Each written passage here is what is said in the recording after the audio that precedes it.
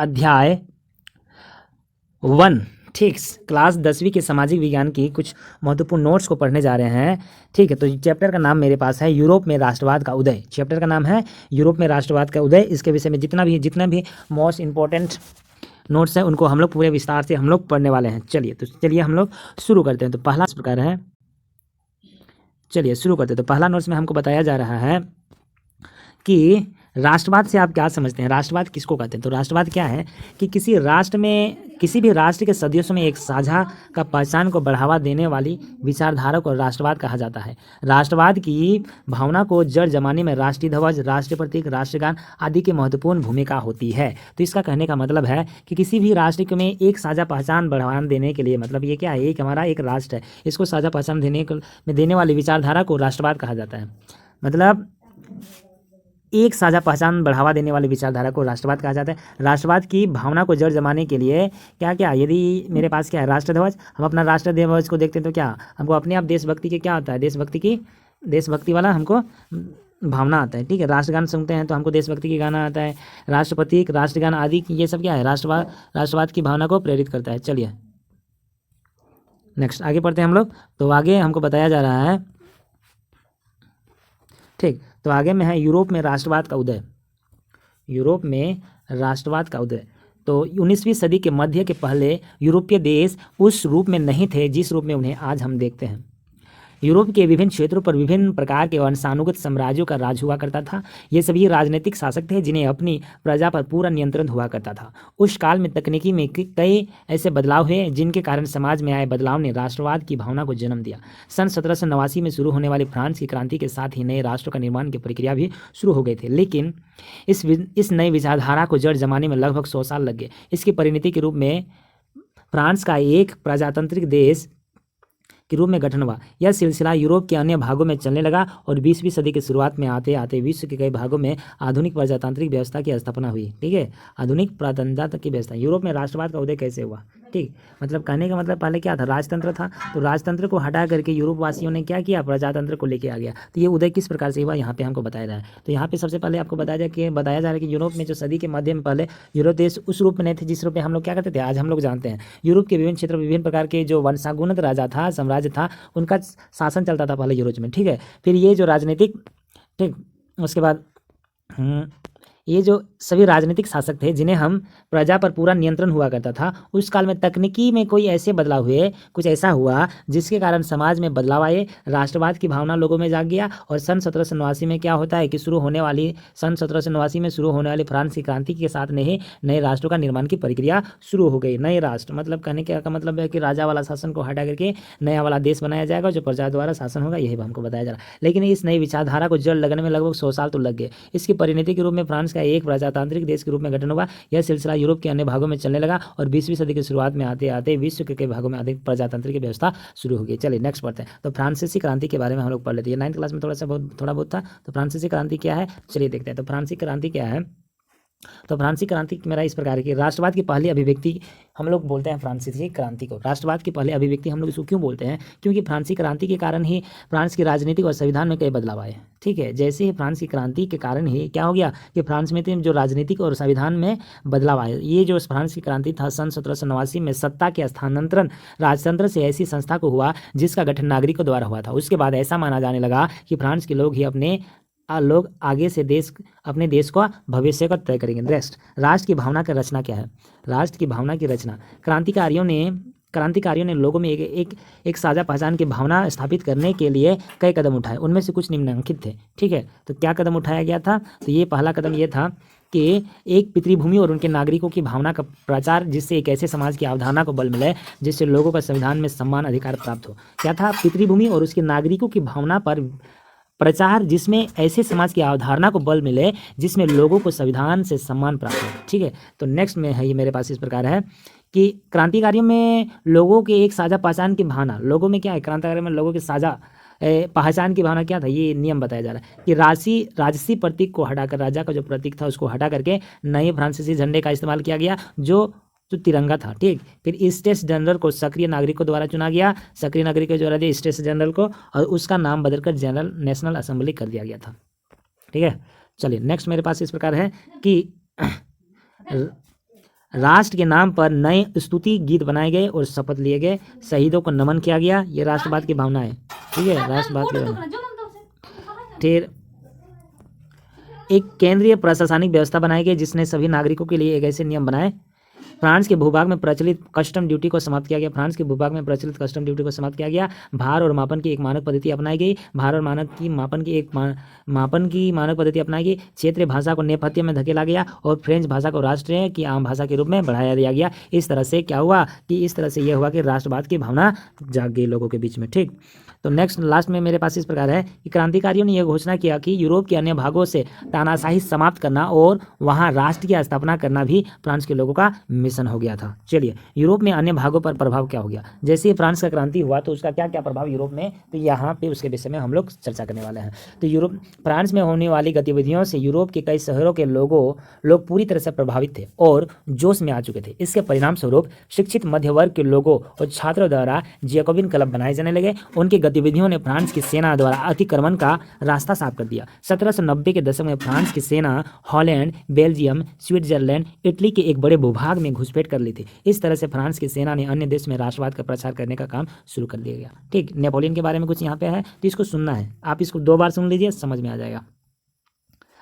Napoleon के बारे में कुछ है तो नेपोलियन क्या है। नेपोलियन 1804 से 1815 के बीच फ्रांस का बादशाह था। ठीक है, नेपोलियन कब से कब था, 1804 से 1815 के बीच यह फ्रांस का बादशाह बन करके रहता था नेपोलियन। ठीक है, नेपोलियन ने फ्रांस में प्रजातंत्र को तहस नहस कर दिया और वहां फिर से राजतंत्र की स्थापना कर दी गई थी। फ्रांस में क्या हो गया, 1789 में क्रांति हुआ। 1789 में क्रांति होने पर क्या हो गया, राजा का शासन को क्या कर दिया था, खत्म कर दिया था। लेकिन जब फिर से नेपोलियन आ जाता है तो क्या हो गया, प्रजातंत्र को उसने तहस नहस किया और फिर राजतंत्र की स्थापना कर दी थी नेपोलियन। ठीक, लेकिन उसने प्रशासन के क्षेत्र में कोई क्रांतिकारी बदलाव किए, ठीक ना, मतलब राजतंत्र की स्थापना तो हुई लेकिन नेपोलियन ने ऐसे बहुत ऐसे काम किए जो क्रांतिकारी बदलाव लाया। ठीक, उसने उस व्यवस्था को बेहतर और कुशल बनाने में कोशिश की। 1800 देखिए यहाँ पे इंपॉर्टेंट है, 1804 का सिविल कोड, जिसने नेपोलियन कोड भी कहा जाता है, नेपोलियन कोड कि उसमें कुछ अपना नियम दिया था। तो उसने ये सिविल कोड में ये बताया कि जन्म के आधार पर मिलने वाले हर सुविधाओं को समाप्त कर दिया। ठीक है, सिविल कोड में ये था। उसके बाद इन्होंने कानून को सबको हैसियत प्रदान की और संपत्ति के अधिकार को पुख्ता किया।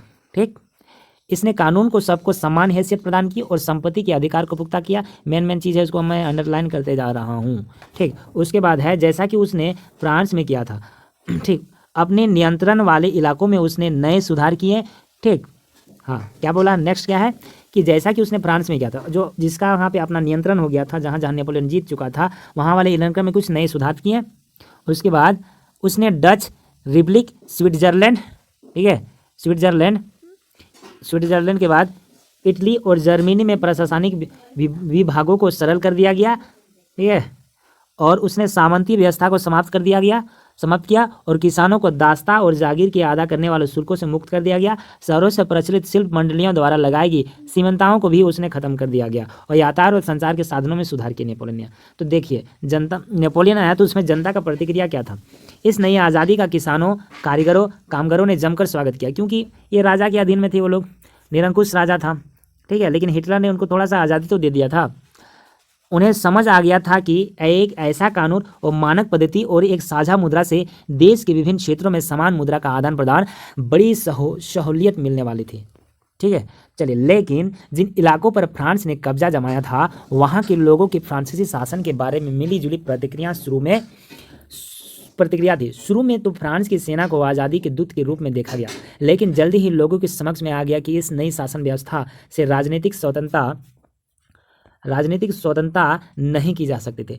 नेपोलियन द्वारा लाए गए प्रशासनिक बदलाव की तुलना में टैक्स में भारी बढ़ोतरी और फ्रांस की सेना में जबरदस्ती भर्ती अधिक भारी लगने लगी। इस तरह से शुरुआती जोश जल्दी ही विरोध में बदलने लगा। ठीक है, नेक्स्ट, क्रांति के पहले की स्थिति क्या थी। क्रांति के पहले की स्थिति 18वीं सदी के मध्यकालीन यूरोप में वैसे राष्ट्र नहीं हुआ करते थे जैसा कि आज हम जानते हैं और समझते हैं। आधुनिक जर्मनी, इटली, स्विट्जरलैंड कई सूबों, प्रांतों और साम्राज्यों में बटे हुए थे। हर शासक का अपना राजतंत्र इलाका हुआ करता था। पूर्वी और मध्य यूरोप में शक्तिशाली राजाओं के अधीन विभिन्न प्रकार के लोग रहते थे। उन लोगों की कई साझा पहचान नहीं थी। किसी एक खास शासक के प्रति समर्पण ही उनमें कोई समानता की पुष्टि करता था। चलिए, राष्ट्रों के उदय के कारण और प्रक्रिया। राष्ट्रों के उदय के कारण और प्रक्रिया। राष्ट्रों के उदय के कारण और प्रक्रिया। चलिए पढ़ते हैं हम लोग। अभिजात वर्ग। उस महाद्वीप जमीन से संपन्न कुलीन वर्ग में सदा ही सामाजिक और राजनीतिक तौर पर प्रभावशाली हुआ करता था। उस वर्ग के लोगों की जीवन शैली एक जैसी होती थी, चाहे वो किसी भी क्षेत्र में रह रहे हो। शायद यही जीवन शैली उन्हें एक धागे में पिरोकर रखती थी। ग्रामीण इलाकों में उनकी जागीरें हुआ करती थी और शहरी इलाकों में आलीशान बंगले अपनी एक खास पहचान बनाए रखने में और कूटनीति उद्देश्य से वो लोग फ्रेंच भाषा बोला करते थे। उनके परिवारों से संबंध बनाए रखने के लिए शादियों भी हुआ करती थी। लेकिन सत्ता में संपन्न यह अभिजात वर्ग संख्या की दृष्टि से बहुत छोटा था। जनसंख्या का अधिकांश हिस्सा किसानों से बना हुआ था। पश्चिम में ज़्यादातर जमीन पर काश्तकारों और छोटे किसानों द्वारा खेती की जाती थी। दूसरी ओर पूर्वी और केंद्रीय यूरोप में बड़ी बड़ी जागीरें हुआ करती थी, जहां दासों से काम लिया जाता था। चलिए नेक्स्ट पढ़ते हैं। मध्य वर्ग का उदय। मध्य वर्ग का उदय कैसे हुआ, हम यहाँ पे पढ़ते हैं।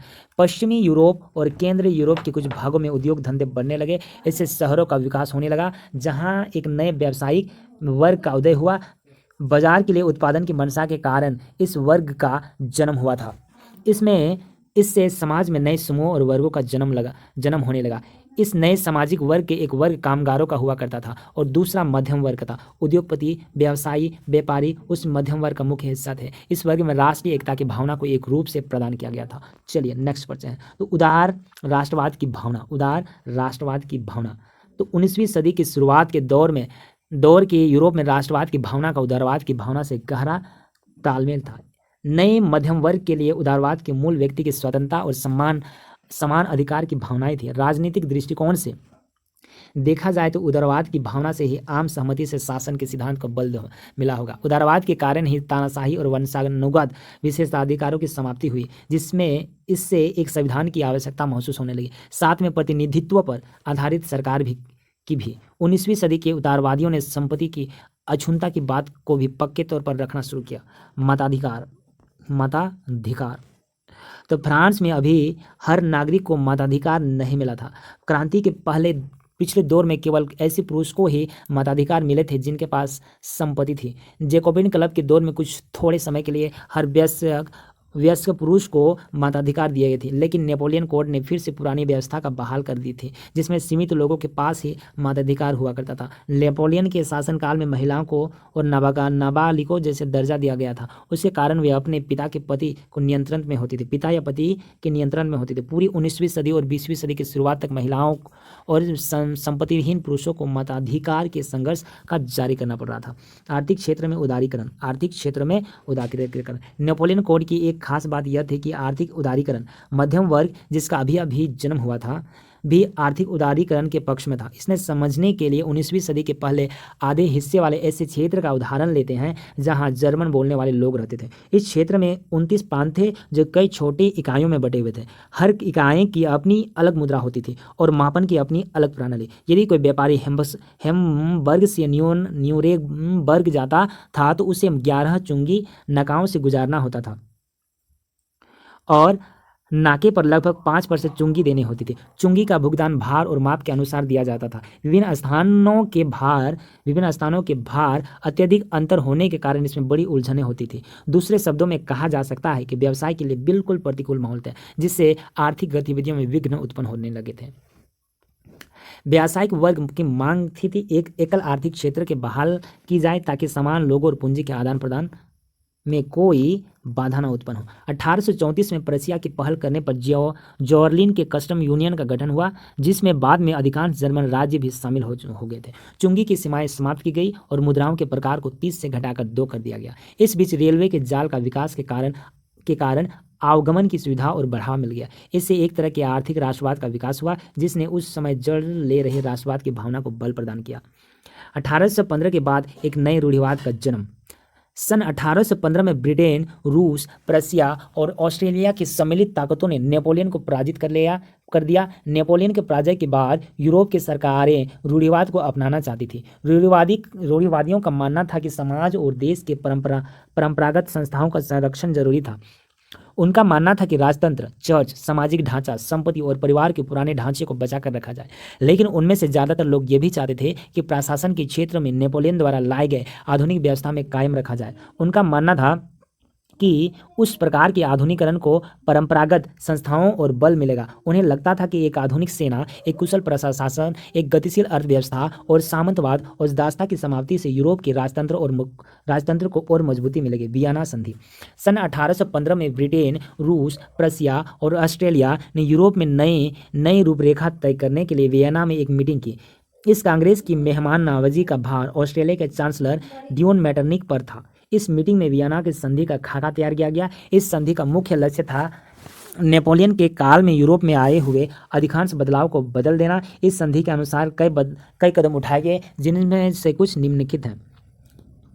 फ्रांसीसी क्रांति के दौरान बोर्बोन वंश को सत्ता से हटा दिया गया था, उसे फिर से सत्ता दे दी गई। फ्रांस की सीमा पर कई राज्य बनाए गए ताकि भविष्य में फ्रांस अपना साम्राज्य बढ़ाने की कोशिश न करे। उदाहरण के लिए उत्तर में नीदरलैंड का राज्य स्थापित किया गया। इसी तरह दक्षिण में पिडमोंट से जेनेवा को जोड़ा गया और पर्सिया को उसकी पश्चिमी सीमा के पास कई महत्वपूर्ण इलाके दे दिए गए। ऑस्ट्रिया और इटली का कब्जा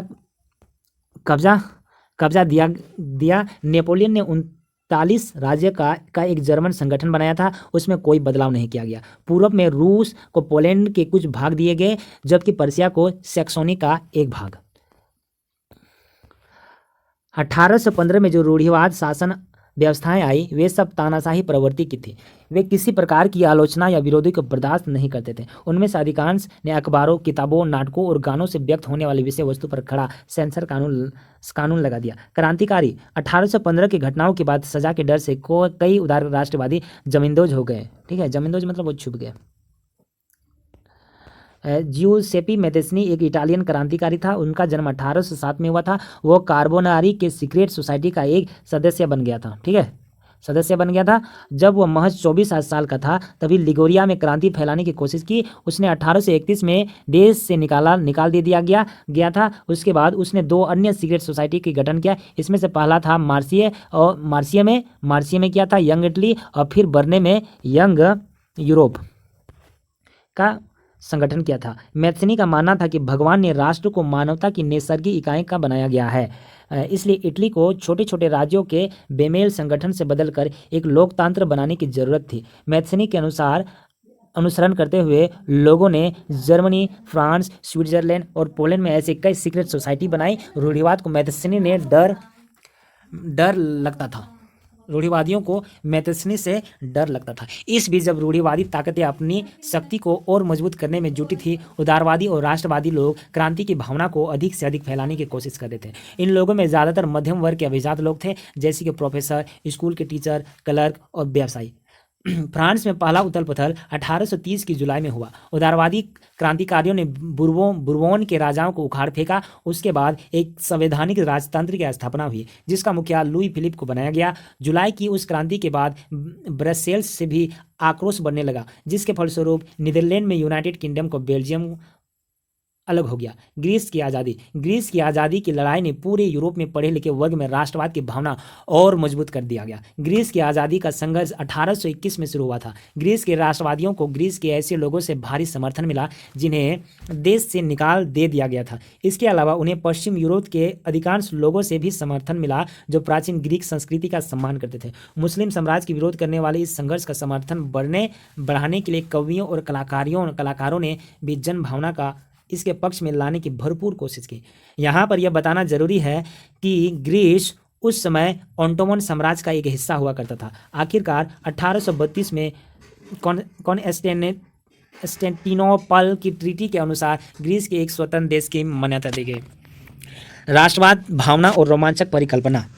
रोमांटिज्म एवं सांस्कृतिक आंदोलन था जिसने राष्ट्रवादी भावना के एक खास स्वरूप को विकसित करने की कोशिश की थी। रोमांटिक कलाकार अक्सर विज्ञान और तर्क के बढ़ावे की आलोचना करते थे।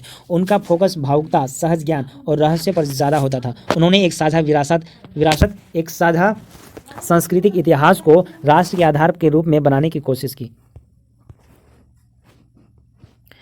कई अन्य रोमांटिक ने, जैसे कि जर्मनी के तर्कशास्त्री जोहान गॉटफ्रीड हर्टर का मानना था कि जर्मन संस्कृति के सही स्वरूप के वहाँ के आम के लोगों को ढूंढा जा सकता है। इन रोमांटिक विचारकों ने देश की सच्ची भावना को लोकप्रिय बनाने के लिए लोकगीत, लोक कविता, लोक नृत्य का सहारा लिया। ऐसी स्थिति में जब अधिकांश लोग निरक्षर थे, तब लोगों को भाषा का इस्तेमाल और भी महत्वपूर्ण हो जाता था। कैरोल करस्पिस्की ने पोलैंड में अपने ओपेरा के माध्यम से राष्ट्रवाद के संघर्ष को और उजागर किया। उन्होंने वहाँ के लोक नृत्य जैसे कि पोलोनेज और माचुरका को राष्ट्र प्रतीक में बदल दिया था।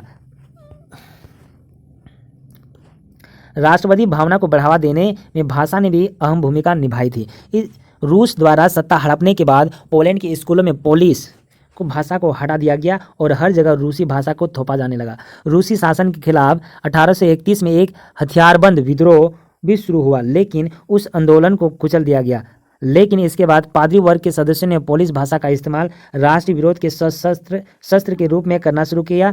चर्च के सभी अनुष्ठानों और अन्य धार्मिक गतिविधियों में पोलिश भाषा को ही इस्तेमाल होता था। रूसी भाषा में प्रवचन देने की मनाही करने पर रूसी अधिकारियों ने कई पादरियों को जेल भेज दिया और फिर साइबेरिया भेज दिया। इस प्रकार पोलिश भाषा का इस्तेमाल रूसी प्रभुत्व के खिलाफ विरोध का प्रतीक बन गया।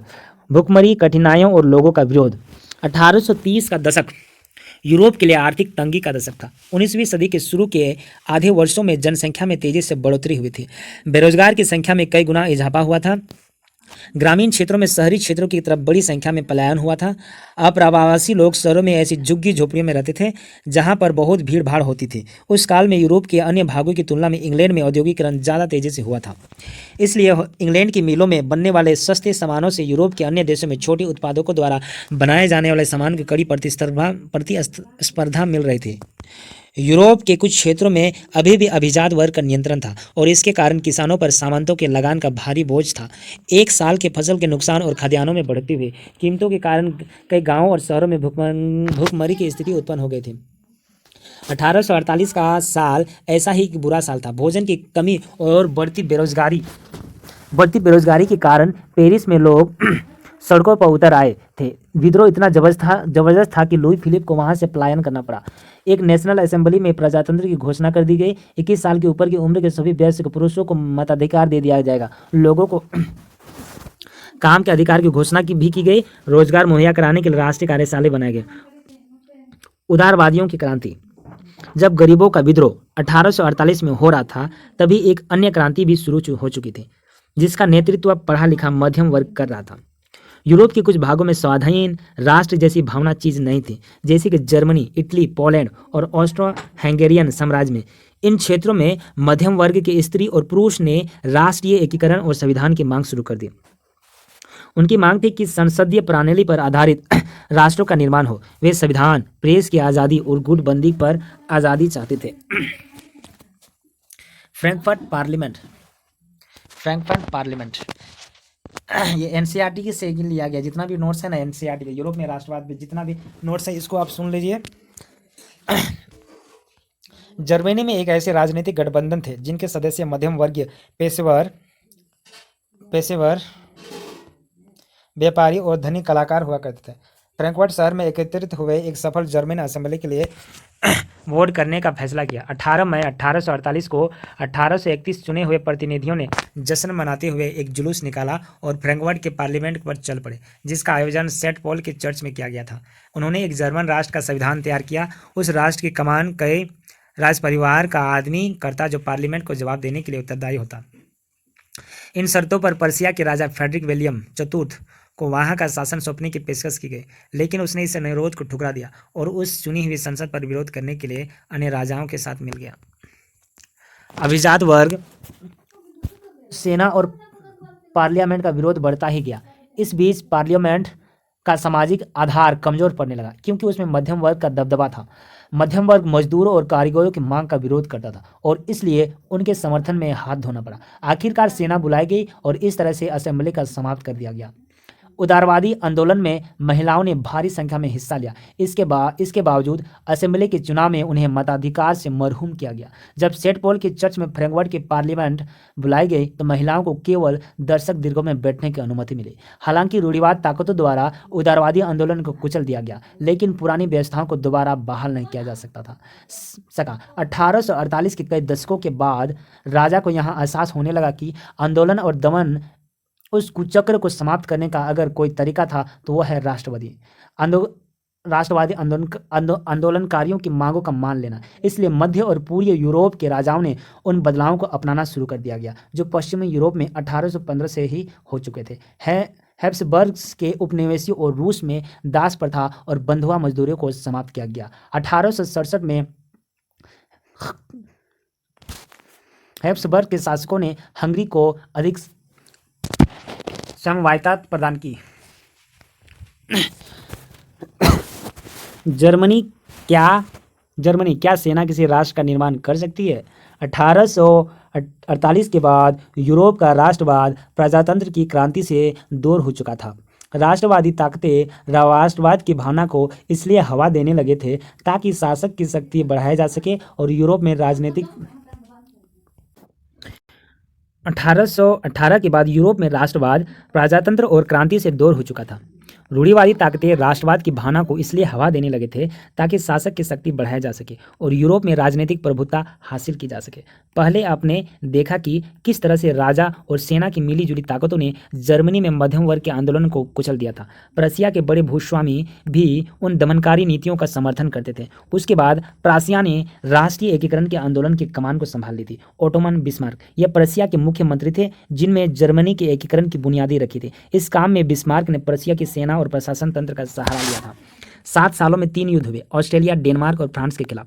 प्रशिया की जीत के साथ युद्ध समाप्त हुए और इस तरह से जर्मनी एकीकरण का काम पूरा हुआ। प्रशिया के राजा विलियम प्रथम को जर्मन का बादशाह घोषित किया गया। इसके लिए वर्षा ने 1871 में जनवरी के एक समारोह का आयोजन हुआ था। नए राष्ट्र ने जर्मनी ने मुद्रा, बैंकिंग और न्याय व्यवस्था के आधुनिकीकरण पर खास ध्यान दिया। अधिकतर मामलों में प्रशिया के कायदे कानून भी जर्मनी के आदर्श का काम करने लगे थे। यूरोप में राष्ट्रवाद का उदय। तो इटली का एकीकरण क्या है? तो इटली का भी राजनीतिक अलगाव और विघटन का एक लंबा इतिहास रहा है।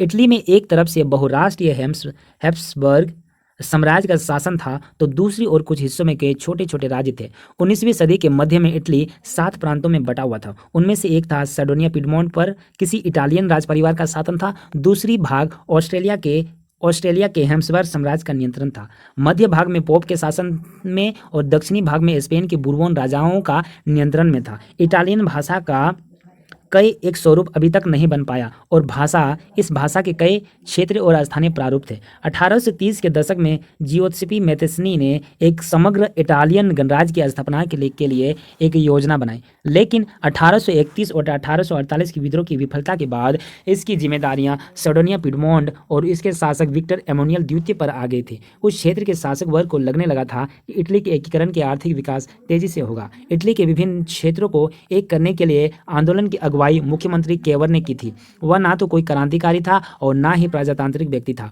वो तो इटली के उन धनी और पढ़े लिखे लोगों में से थे जिनकी संख्या काफी थी। उसे भी इटालियन से ज्यादा फ्रेंच भाषा पर महारत थी। उसने फ्रांस में एक कूटनीतिक गठबंधन किया और इसलिए 1859 में ऑस्ट्रेलिया की सेना को हराने में कामयाब हो गया। उस लड़ाई में सेना के जवानों के अलावा कई सशस्त्र स्वयंसेवकों ने भी भाग लिया था जिनकी अगुवाई जूसेप्पे गैरिबाल्डी कर रहा था। 1860 के मार्च महीने में वे दक्षिण इटली और सिसिली के राज्य की ओर बढ़ चले। उन्होंने स्थानीय किसानों के समर्थन जीत लिया और फिर स्पेनिश शासकों को उखाड़ फेंकने का कामयाब हो गए। 1861 में विक्टर एमैनुएल द्वितीय को एक समग्र इटली का राजा घोषित किया गया, लेकिन इटली के आम जन का एक बहुत बड़ा भाग इस उदारवादी राष्ट्रवादी विचारधारा से बिल्कुल अभिगम्य था। ऐसा शायद उनमें फैली हुई अशिक्षा के कारण था। ब्रिटेन की अजीबोगरीब कहानी। ब्रिटेन में राष्ट्र का निर्माण किसी अचानक से हुई क्रांति के कारण नहीं हुआ था, बल्कि एक लंबी और सतत चलने वाली प्रक्रिया के कारण हुआ था। 18वीं सदी से पहले ब्रिटिश देश नाम का कोई चीज़ नहीं हुआ करती थी। ब्रिटिश द्वीप विभिन्न नस्लों के हिसाब से बटे हुए थे, जैसे कि इंग्लिश, वेल्स, स्कॉट, आयरिश नस्ली ग्रुप की अपनी सांस्कृतिक और राजनीतिक परंपरा थी। इंग्लिश राष्ट्र धीरे धीरे धन संपदा, महत्व और ताकत में बढ़ रहा था। इस तरह से इसका प्रभुत्व उस द्वीप समूह के अन्य राष्ट्रों पर पड़ना स्वाभाविक था। एक लंबे झगड़े के बाद 1668 में इंग्लिश पार्लियामेंट में राजपरिवार की सत्ता ले ली थी। इस इंग्लिश पार्लियामेंट ने ब्रिटेन के राष्ट्रों के निर्माण में अहम भूमिका निभाई। 1707 में इंग्लैंड और स्कॉटलैंड के बीच यूनियन एक्ट बना, जिसमें United kingdom of great Britain की स्थापना हुई। इस यूनियन इंग्लैंड का प्रधान भागीदार था और इसलिए ब्रिटिश पार्लियामेंट में इंग्लिश सदस्यों की बहुतायत थी। ब्रिटिश पहचान बढ़ने लगी, लेकिन इसका खामियाजा स्कॉटिश संस्कृति और राजनीतिक संस्थानों की बढ़ती कमजोरी के रूप में हुआ। स्कॉटिश हाईलैंड में कैथोलिक लोग रहा करते थे। जब भी वहां अपनी स्वतंत्रता का उजागर करने की कोशिश करते थे तो उन्हें भी भारी दमन का सामना करना पड़ता था। उन्हें अपनी गैलिक भाषा बोलने और पारंपरिक परिधान पहनने की भी मनाही थी। उनमें से कई तो उसे उस जगह से जबरदस्ती निकाल दिया जाता था जहां वे कई पीढ़ियों से रह रहे थे। आयरलैंड की भी कुछ ऐसी ही स्थिति हुआ थी। यह एक ऐसा देश था जहां कैथोलिक और प्रोटेस्टेंट के बीच गहरी खाई थी। हालांकि कैथोलिक अधिक संख्या में थे, लेकिन इंग्लैंड की मदद से प्रोटेस्टेंट ने अपना दबदबा बना लिया था। वुल्फ टाउन और उसके यूनाइटेड आयरिशमैन द्वारा 1798 में एक विद्रोह हुआ था, लेकिन वह विफल रहा। उसके बाद 1801 में आयरलैंड को जबरदस्ती यूनाइटेड किंगडम के शामिल कर लिया गया। एक नए ब्रिटिश राष्ट्र के निर्माण के लिए इंग्लिश संस्कृति के जबरदस्त थोपा जाने लगा। इस तरह से पुराने देश नए यूनियन में के बस मुख्य दर्शन बनकर रह गए। राष्ट्र की कल्पना। कलाकारों ने एक राष्ट्र को दर्शाने के लिए महिलाओं की तस्वीर का इस्तेमाल किया। फ्रांसीसी क्रांति के दौरान कलाकारों ने उदारवाद, न्याय और प्रजातंत्र जैसी अमूर्त भावनाओं को दर्शाने के लिए औरत का एक रूपक के तौर पर इस्तेमाल किया। फ्रांस में राष्ट्र को मेरियन के नाम दिया गया, जो कि ईसाइयों के एक लोकप्रिय नाम हुआ करता था। उसमें चरित्र चित्रण के उदारवाद और प्रजातंत्र में रूपकों की मदद ली, जैसे कि लाल टोपी, तिरंगा, कलगी आदि। मेरियन की मूर्तियों के चौराहों पर लगाया गया। उसकी तस्वीरों को सिक्कों और टिकटों पर छापा गया ताकि इसकी पहचान घर घर कर जाए। जर्मन राष्ट्र का प्रतीक जर्मनिया को बनाया गया। जर्मनिया के सिर पर जैतून के पत्तों पर ताज हुआ करता था। जर्मनी में जैतून बहादुरी का प्रतीक माना जाता था। राष्ट्रवाद और साम्राज्यवाद। 19वीं सदी के अंत आते आते राष्ट्रवाद में उदारवादी और प्रजातांत्रिक भावनाओं की कमी होने लगी। ये एक अधिकार बन गया जिसके क्षणिक लक्ष्य को साधा जाने लगा। यूरोप की मुख्य ताकतों ने लोगों की राष्ट्रवादी भावना का इस्तेमाल अपने साम्राज्यवादी महत्वाकांक्षाओं को साधने के लिए शुरू कर दिया। बाल्कन में संकट। बाल्कन एक ऐसा क्षेत्र था जहां भौगोलिक और नस्ली विविधता भरपूर थी। आज की Romania, Bulgaria, Albania, Greece, Macedonia, Croatia, Bosnia Herzegovina, Slovenia, Serbia, Montenegro ऐसे क्षेत्र आते थे। इस क्षेत्र में रहने वाले लोगों को मोटे तौर पर स्लाव कहा जाता था। बाल्कन एक बड़ा हिस्सा ओटोमन साम्राज्य के नियंत्रण में था। वह दौर था जब ओटोमन साम्राज्य बिखर रहा था और बाल्कन के रोमांटिक राष्ट्रवादी भावना बढ़ रही थी। इसलिए यह क्षेत्र ऐसा था जैसे किसी बारूद के ढेर पर बैठा हो। पूरी 19वीं सदी के ओटोमन साम्राज्य में आधुनिकीकरण और आंतरिक सुधारों से अपनी ताकत बढ़ाने की कोशिश की थी, लेकिन इससे उसे अधिक सफलता नहीं मिली।